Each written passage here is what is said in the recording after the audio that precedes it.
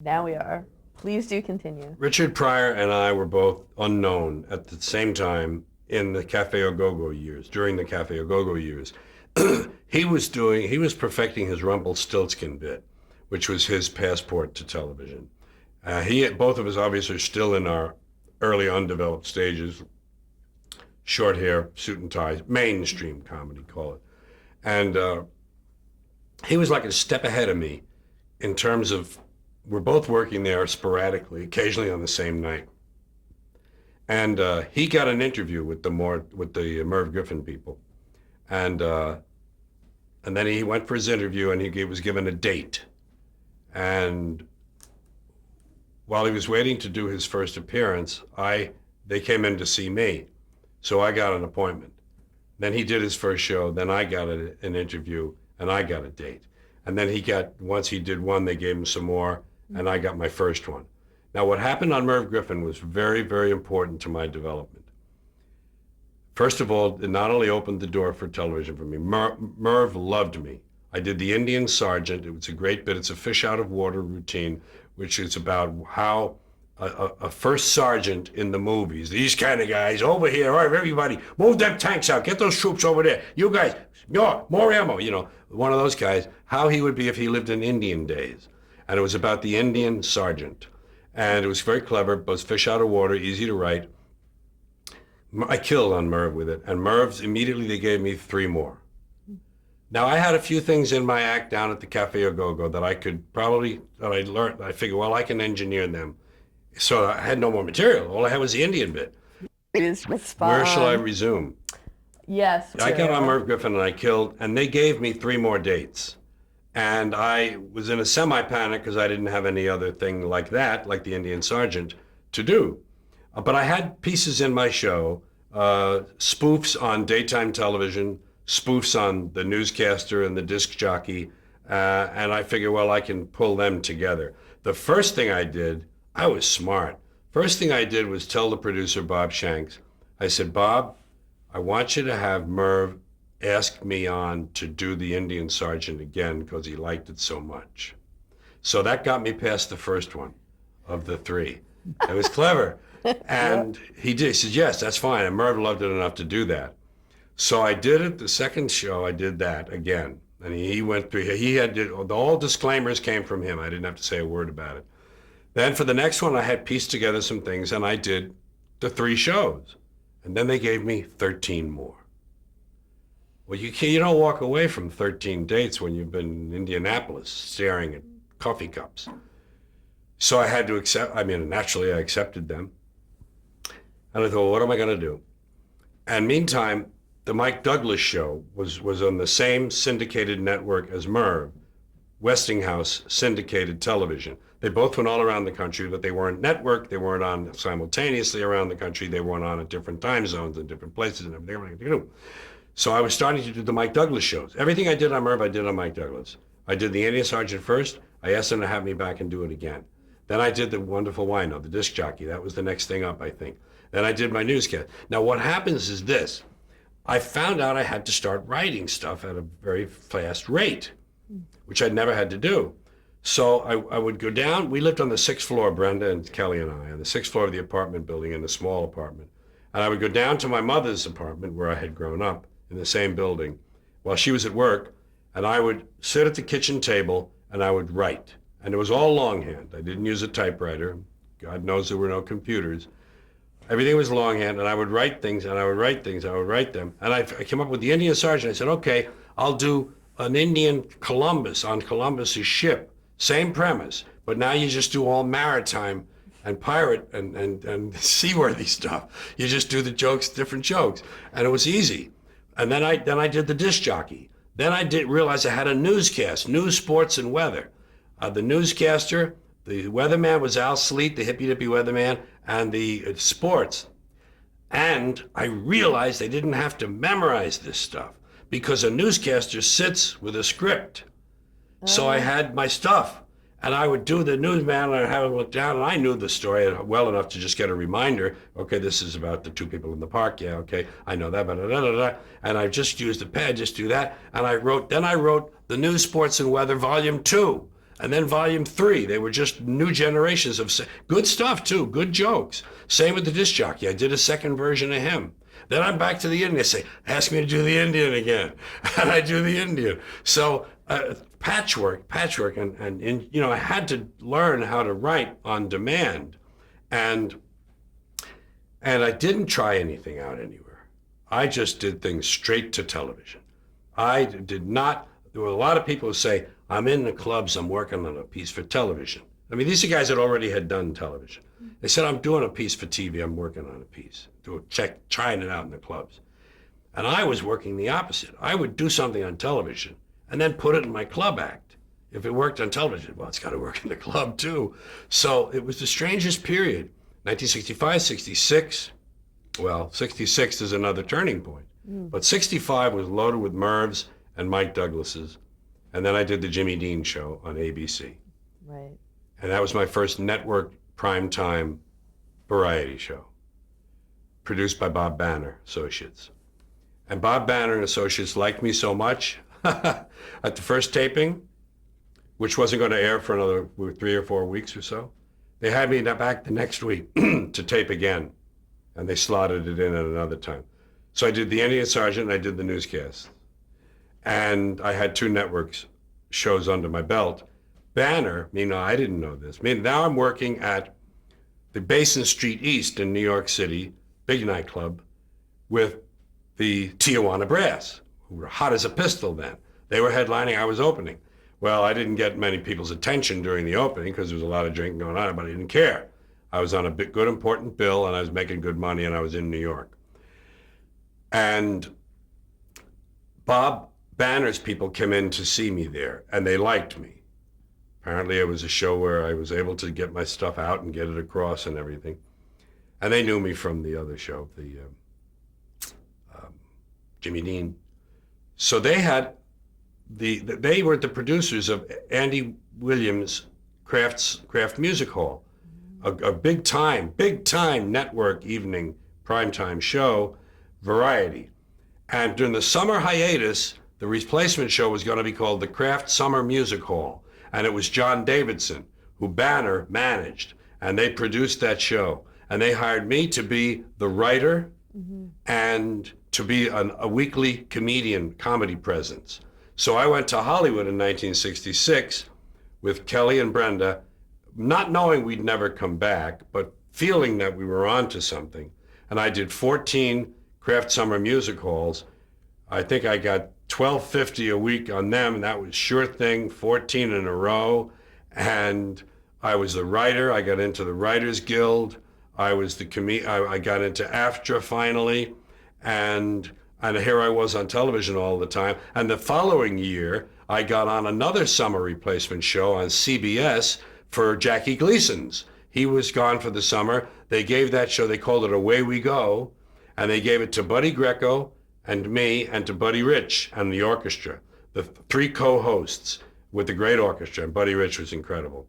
And the 3 of us, and there I was again on network television the following summer, 13 or 14 shows.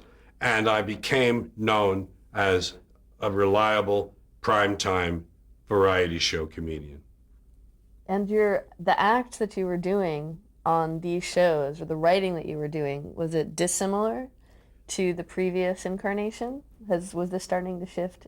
It wasn't shifting much, except that I was casting about for new subjects. There are some things from that second year that I really didn't like.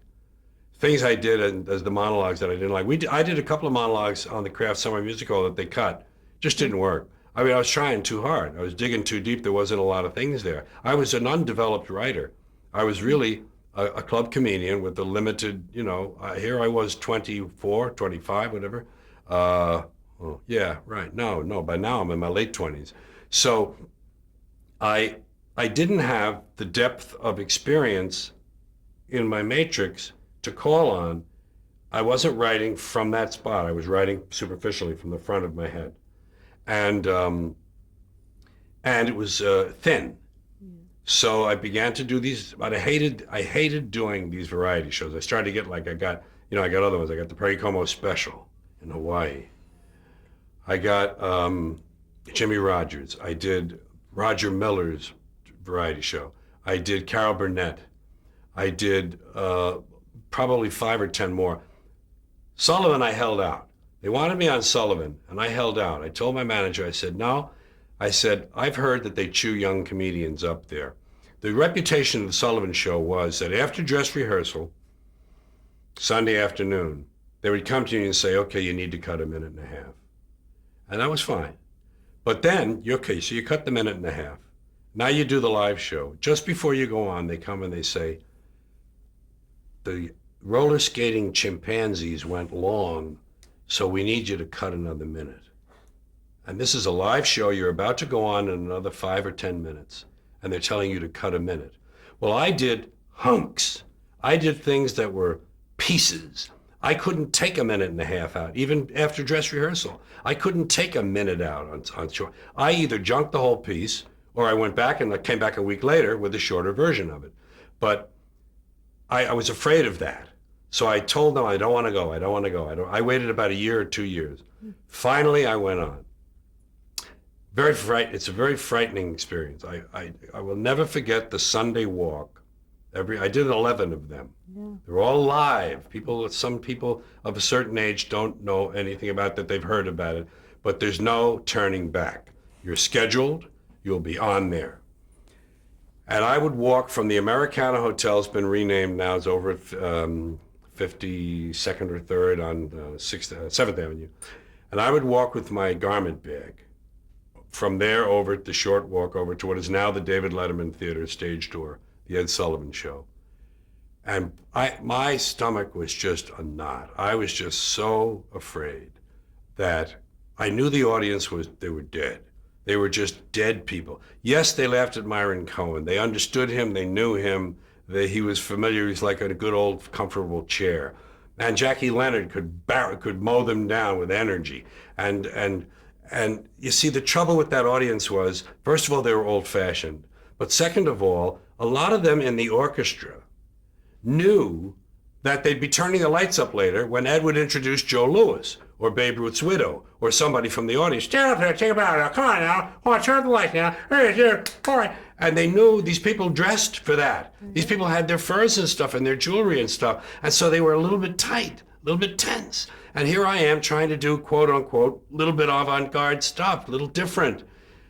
Now, I did well with the Indian Sergeant. I did well with the stuff I knew well, and I knew. But now we're getting down to, they keep having me back, and the money's good. And you don't walk away from Ed Sullivan's. It's good to have them on your resume. How many do you do? 5? Get them in there. We want them in this club, So I was a victim of my own success, and I did some Ed Sullivans I hate. I've got all 11 of them on a disc. I wouldn't look at them. I wouldn't look at them because I don't know which ones I'm going to see. I don't want to. It's too hard when you know you've come a long way. It's too hard to see yourself, getting knocked down by a fastball pitcher, You don't want to see that. You don't need to. I know who I am now. I'll look sometime maybe, but it's time consuming for one thing. On those Ed Sullivan shows,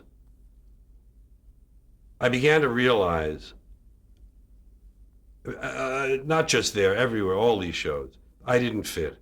And here's what I was missing. I was missing who I was.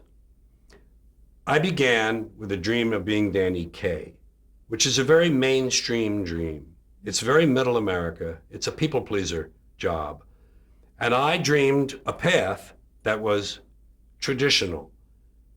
Comedian, disc jockey, comedian, actor, big success. A mainstream dream. Meanwhile, what I really was an outlaw and a rebel because I had lived that kind of life. I got kicked out of 3 different schools. I got kicked out of the Air Force. I got kicked out of the choir. I got kicked out of the altar boys. I got kicked out of summer camp. I got kicked out of the Boy Scouts. And I quit school at 9th grade. I had great marks. I was a smart kid, but I didn't care. They weren't teaching what I want. I didn't give a shit. It's important in life if you don't give a shit. It can help you a lot. So I didn't give a shit. And I was a pot smoker when I was 13. We broke the law. We broke into cars. We broke into offices. We broke into Columbia University. We broke into stores. We did all sorts of unlawful things. And I was that kind of person. I was one who swam against the tide of what is expected and what the establishment wants from us. But I didn't know that about myself because this dream blinded me. This dream was about America, about the path that we all follow, the middle of the road, middle class America, mainstream will dream. And meanwhile, I'm sitting there like this, fuck those people. Fuck that shit. Look at this stupid shit. No, I don't want to be in the bunny number. Can I get out of the bunny number, please? I don't want to put on that fucking uniform. And I didn't know this dissonance was inside me. And in the period this is happening, all through the 60s, the counterculture was forming. The free speech movement started in Berkeley. The hippies were growing into a force. And peace, love, power, flower power, pot smoking, anti-authority. See, ding, ding, ding, ding, anti-authority. Throw over the establishment. Burn down the math building? Wow. Ding, ding, ding, ding, ding, ding, ding. So I gravitated toward that because I was that person, really. And the people I hung around with were that way. The musicians I knew in the late 50s had gone through that transition. Suddenly they looked different and their music changed. And I'm listening to people like the Buffalo Springfield. I'm listening to Bob Dylan. I'm listening to these people, and I realize these artists are using their talent to project their feelings and ideas, not just please people. And I began to take some acid and some mescaline. I didn't overdo it. I had a couple of trips that weren't the best, but I had a lot of great trips. And that is a values changing drug. Hallucinogens are a value changer. So is marijuana. Like it or not, it changes your values. It opens up windows, doors of perception, Aldous Huxley called them. And you see things differently. And I suddenly was able to see my place and to realize I was in the wrong place. You see, in 1967, the summer of love, the peak of the hippie movement, I was 30. I was entertaining people in nightclubs who were 40, and they were at war with their kids who were 20. There was a generation war. I was in the middle of it. I was 30, 20, 40. And I said, what the fuck am I doing over here? These are the people that will at least understand me and give me a chance. So it took 2 years. I didn't go to the mountain and come back different. I didn't do a Bobby Darin. I didn't do a whatever, those people who just go away and they're back new suddenly. I took 2 years to change, and it happened on television.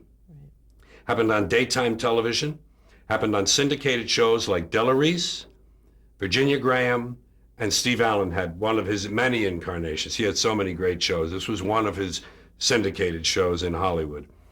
And I went on there. Those shows had 5 shows a week. They needed people. I went on there. My beard was growing and growing, getting longer. My clothes were changing. My attitudes, the things I was allowing out of me were changing.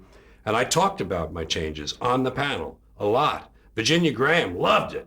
Virginia Graham had Henry Mancini on with me one time, and he had admitted to smoking pot.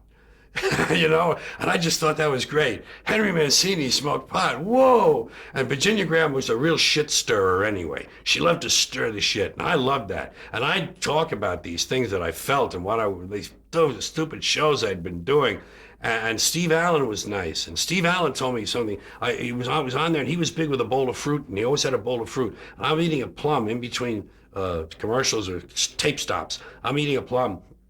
And I said, you know something, Steve? I said, isn't it interesting that the meat of the plum is really sweet, but when you chomp down on the skin itself, there's this bitter, sour taste there. He said, that's a poet's thought.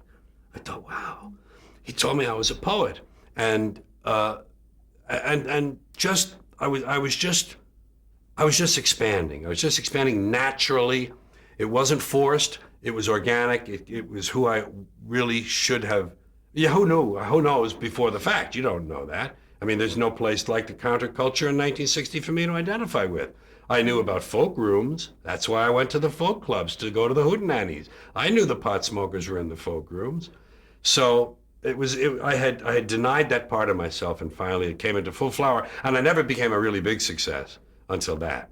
Mm-hmm. I probably had 200 television appearances by that time, and I still wasn't realized as a writer, comedian, as a comedian. By that I mean I hadn't let myself grow into that, and I found out later I was more than just a comedian. Right, you found your identity. Yeah, on screen. I did, and then slowly, and I really didn't find my comic voice until 1992. If you want to talk about milestones. Uh, I read something when I was still a comedian in the Greenwich Village. A friend of mine, Bob Altman, not Robert Altman, Bob Altman. He told me about Arthur Koestler's act of creation. And in the act of creation, Arthur Koestler, I don't remember the details of this well enough to do it justice, so I'm going to have to shorthand it to the part that meant something to me. He showed a triptych, a three-paneled illustration. And and there were several listings down, several listings in the vertical column, each of them. And then, of course, you could go look across from one triptych to the second to the third. And that was the progression of a creative person. And the jester was in the first triptych. And the jester is, of course, a person who makes jokes. He makes these funny jokes. But if he has ideas attached, if the jokes are built on sound ideas, if there's something philosophical in his thinking that the jokes illuminate, then he's a bit of a philosopher too. So he goes to the second part of the triptych. Jester becomes jester philosopher now.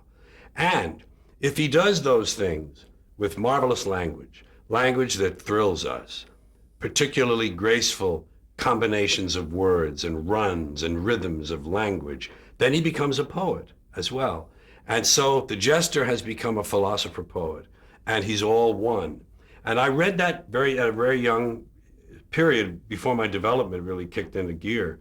And yet somehow it stayed with me.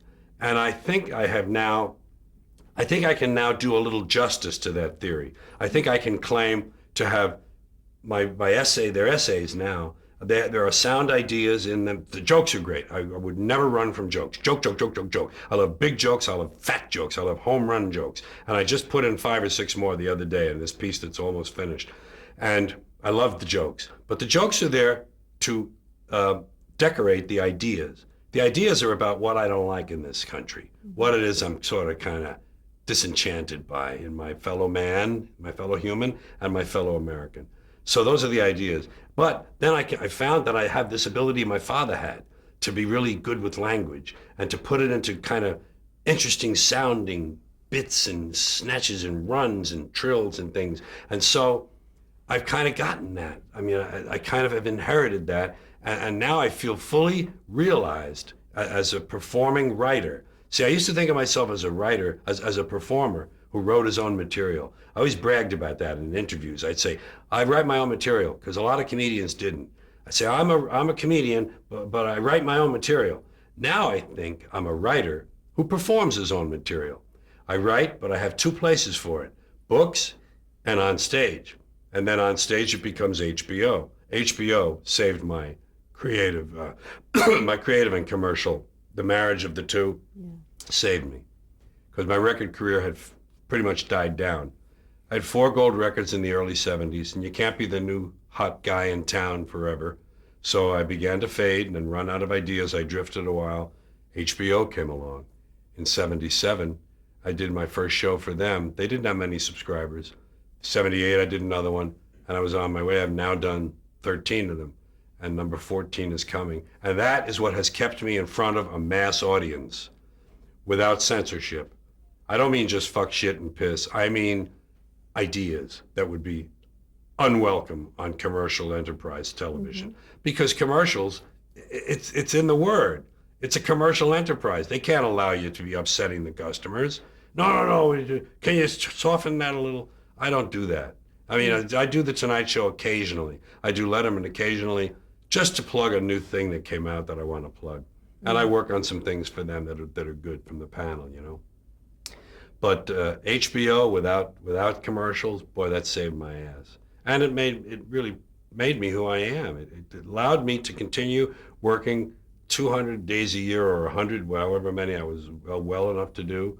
And that forced me to write. Every time an HBO came around, I'd throw the show out and I'd write another one. I became a writer because of HBO. It's a weird life, you know. Right, and to be able to do those extended, hearing you talk about, you know, the jester, philosopher, poet, I thought of that, the opening monologue of one of those specials, Modern Man. Yeah. And it's a rap. I mean, it's a rap poem. Yeah, and it's all about language, and it's all about jargon, really. American jargon in this decade, let's call it. Yeah. And I'm a modern man, a man for the millennium, digital and smoke-free, a diversified, multicultural, postmodern deconstructionist, politically, anatomically, and ecologically incorrect. I'll do a short part of it for you. I've been uplinked and downloaded. I've been inputted and outsourced. I know the upside of downsizing. I know the downside of upgrading. I'm a high-tech lowlife, a cutting-edge, state-of-the-art, bi-coastal multitasker, and I can give you a gigabyte in a nanosecond. I'm new wave, but I'm old school. And my inner child is outward bound. I'm a hot-wired, heat-seeking, warm-hearted, cool customer, voice-activated and biodegradable. I interface with my database. My database is in cyberspace, so I'm interactive, I'm hyperactive, and from time to time, I'm radioactive. That's enough for now. Thank you so much. That was a great piece to do, and I, for some reason, can't forget it now. It's No, lodged it's- in my memory. Right. What kind of audience reaction did you have with something like that? Well, during for my own audiences, who I draw my own people, so I'm very lucky. I don't have to win over an audience. I just have to let them know they're getting what they expected. They would want to laugh at certain points where the thing crests and a section is over with something similar to what would be a punchline. And they would want to laugh at that. But I would want to continue with the rhythm of the poem. So I would always override their laugh. Then I got used to the places, there were 4 of them, where they definitely wanted to laugh. And I then learned to pause there, catch my breath, let them laugh, and then pick it up and just get right back into the energy of it, So they love it, and it's like it's a tour de force type of thing, and they really like the dexterity, I guess. That's the Danny Kaye part of my genes. Mm-hmm. That's the Danny Kaye, the intricate verbal pyrotechnics. Boy, he was fabulous. But you know what he did to me? Danny Kaye? Danny Kaye. I was a little kid. I collected autographs. Danny Kaye's my hero. All right, you want to hear a sad story? Yeah. Danny Kaye's my hero. Okay? And he was appearing at the Roxy. I used to, or was it Radio City? No, it was Roxy. The Radio City Music Hall? It was one of the two. There were 4 theaters in New York that had movies and stage shows at the same time, one after the other. Movie stage, movie stage, movie stage, all day long. Capitol, the Paramount, the Strand, and the Roxy. And, of course, Rockefeller, Radio City. I think it was at the Roxy. I stood outside and waited for him. I knew the schedule. You go there and you open the stage door, and the guy inside, you say, "What time is he coming back? Is he out? Is he in? Is he He's out. He'll be back at such and such. The show starts 5:15. He's got to be here at 5. Okay. So I'm waiting, and it was a rainy day, misty, cold. And I'm in the little doorway, just barely protected from the rain, waiting for Danny Kaye. I waited for probably an hour. And I was the only one there. Only one. It's different when there's a crowd of people. The only one. A cab pulled up, he got out, and he walked right past me. And I said, Mr. Kaye, can I come here? I'm doing all that stuff. Not even an I don't sign autographs. Didn't even look at me. Walked right in the stage door. And I never forgot that. And when I met him later on in life, when I was an established comedian, we met briefly at something, and I didn't tell him. I thought that was my gift to him, not to tell him that. But it was kind of a crushing moment, Like you said, you almost surpassed that dream. I mean, that was a childhood dream. Yeah. I found a fork farther down the road than that. Yeah. Yeah. We're going to stop. Okay. Break tape.